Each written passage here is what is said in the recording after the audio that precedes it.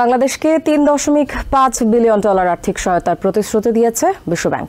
বুধবার জাতিসংঘের সাধারণ অধিবেশনের সাইড লাইনে বৈঠক করে প্রধান উপদেষ্টা ডক্টর মোহাম্মদ ইউনূসকে এই প্রতিশ্রুতি দিয়েছে সংস্থাটির চেয়ারম্যান অজয় বাঙ্গা। এছাড়া বাংলাদেশের নতুন প্রকল্পে বিনিয়োগের প্রতিশ্রুতি দিয়েছে চায়না।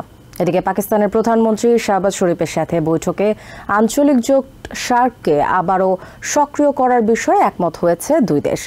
দ্বিতীয় দিনে প্রেসিডেন্ট জো বাইডেনের আমন্ত্রণে অন্য বিশ্ব নেতাদের সাথে নৈশভোজেও যোগ দেন ডক্টর ইউনূস। জাতিসংঘ সাধারণ অধিবেশনে নিজের দ্বিতীয় দিনে কর্মব্যস্ত সময় পার করেছেন বাংলাদেশের প্রধান উপদেষ্টা প্রফেসর ডক্টর মোহাম্মদ ইউনূস। বুধবার 12টি সেশনে যোগ দেন তিনি। পাকিস্তানের প্রধানমন্ত্রী শাহবাজ শরীফের সাথে বৈঠকে আলোচনায় উঠে আসে সার্ককে সক্রিয় করার বিষয়টি। এ সময় বাংলাদেশের চামড়া ও টেক্সটাইল খাতে বিনিয়োগের আগ্রহ জানায় পাকিস্তান। দুই দেশের সম্পর্কে নতুন পৃষ্ঠা উন্মোচনের আহ্বান জানান পাকিস্তানের প্রধানমন্ত্রী। সামনের দিনে একসাথে কাজ করার কথা জানায় দুই দেশ। পিছনের যে স্থবিরতাটা ছিল, স্থবিরতাটা কাটিয়ে নতুনভাবে একটু বাংলাদেশের সাথে তারা নানা দিক থেকে নানা ফোরামের সম্পর্কটা শুরু করতে চাচ্ছে। এর মধ্যে অর্থনৈতিক একটা বিষয় আছে। পাকিস্তান বাংলাদেশে চামড়া খাত এবং বস্ত্র খাতে বিনিয়োগের আগ্রহ দেখিয়েছে। তবে 1971-এর বিষয়টি দুই নেতার আলোচনায় আসেনি জানিয়ে পাকিস্তানের প্রতিরক্ষামন্ত্রী খাজা মোহাম্মদ আসিফ TVN 24 নিউজ নেটওয়ার্ককে জানান তার দেশ সামনের দিনগুলোতে সম্পর্কের উন্নয়ন চায়।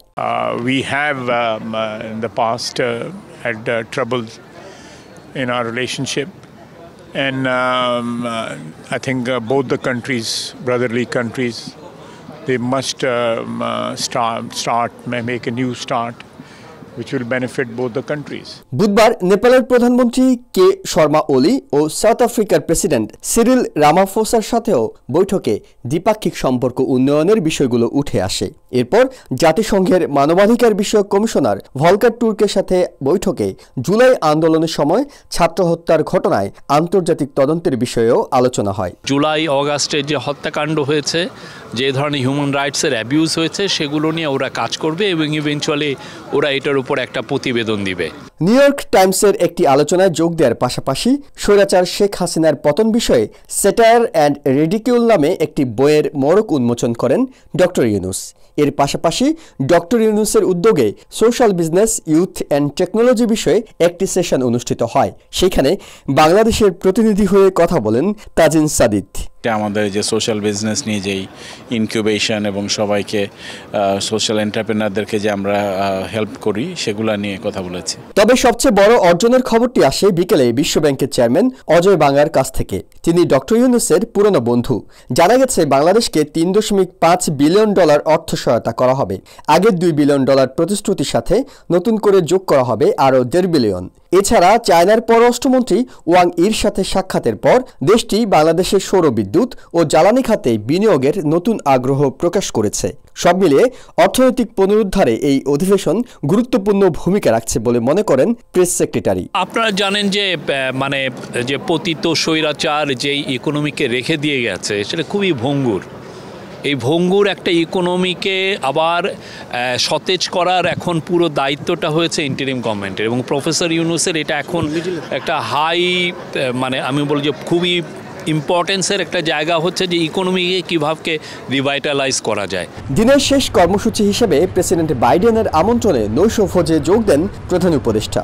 মিউজিয়াম অব আর্টে অন্য সরকার ও রাষ্ট্রপ্রধানদের সাথে এই অনুষ্ঠানে যোগ দেন তিনি। প্রথম দিনে আমেরিকার প্রেসিডেন্ট জো বাইডেন এবং কানাডার প্রধানমন্ত্রী জাস্টিন ট্রুডোর সাথে বৈঠক করার পর দ্বিতীয় দিনে এসে প্রফেসর ডক্টর মোহাম্মদ ইউনূস বৈঠক করলেন পাকিস্তান ও নেপালের প্রধানমন্ত্রী এবং চীনের পররাষ্ট্রমন্ত্রীর সাথে। এইসব বৈঠকের মাধ্যমে বাংলাদেশ জানান দিতে চায় শুধুমাত্র আন্তর্জাতিক অঙ্গনে নিজেদের অবস্থান সুসংহত করা নয়, আঞ্চলিক ভূ রাজনীতিতেও অবদান রাখতে চায় বাংলাদেশ। পাকিস্তান ও নেপালের প্রধানমন্ত্রীর সঙ্গে আলোচনায় সার্ককে সামনের দিকে এগিয়ে নিয়ে যাওয়ার পাশাপাশি চীনের সাথে আলোচনায় ঠাঁই পেয়েছে অর্থনীতিকে কিভাবে আরও সুসংহত করা যায়। এহসান জুয়েল, TVN 24, জাতিসংঘ সদর দপ্তর, নিউ ইয়র্ক।